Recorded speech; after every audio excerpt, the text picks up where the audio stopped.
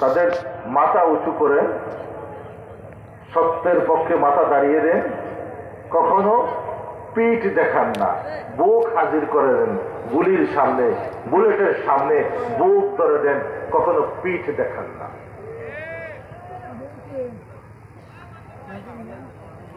তসলিমা বিরোধী আন্দোলন বলেন, সর্দার আলাউদ্দিন বলেন, নাস্তিক বিরোধী আন্দোলন বলেন, শাপলা চত্বরের কথা বলেন, যখনই দাবি এসেছে ওলামায়ে দেওবন্দ রাজপথে নেমেছেন, ওলামায়ে দেওবন্দ জেলে গেছেন, ওলামায়ে দেওবন্দ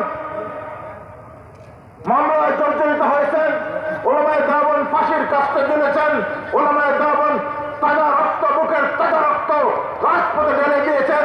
ওলামায়ে দেওবন্দ থেমে থাকেন নাই, সেই ওলামায়ে দেওবন্দ মরেন নাই, এখনো জীবিত আছেন, এখনো জিন্দা আছেন।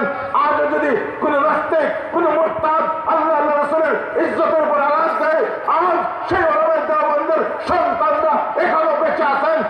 যাবেন, রাজপথে নামবেন, ফাঁসির কাছে ঝুলবেন, জেলে যাবেন, যা করতে হয় সব কিছু করবেন, তবুও আল্লাহর রাসূলের ইজ্জতের উপর কেউ আঘাত দিবে তাকে ছেড়ে দেবেন না, তাকে এইভাবে ধরবেন যে এখনো ওলামায়ে দেওবন্দের শান, মান, ইজ্জত, আবরু আল্লাহ পাক দুনিয়াতে উঁচু করে রেখেছেন, যে সব কিছু বিসর্জন দেবেন, নিজের বিবিকে এতিম করবেন, বাচ্চাদেরকে এতিম করবেন, বিবিদেরকে বিধবা করবেন, জেলে যাবেন, ফাঁসির কাস্তে ঝুলবেন, মামলায় ভুক্তভোগী হবেন, কিন্তু কখনো আল্লাহ রাসূলের ইজ্জতের উপর আঘাত আসতে দেবেন না ইনশাআল্লাহ।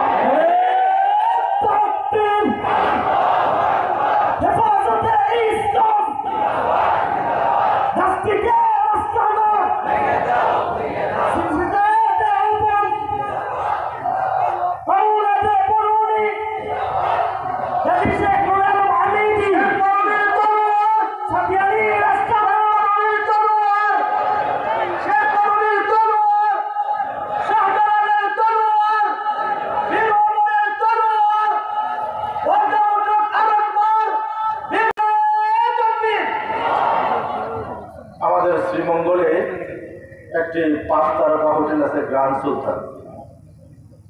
এই গ্র্যান্ড সুলতানে মসজিদ বন্ধ করে দিয়েছিল এবং পুরুষের নামে কোনো মাজার নেই, সেখানে অনিসলামিক কার্যকলাপ চলছিল। আমরা আন্দোলন সংগ্রাম করে অনেকটা হুমকি দুমকি মামলার সম্মুখীন হয়ে এক পর্যায়ে জেলা প্রশাসকের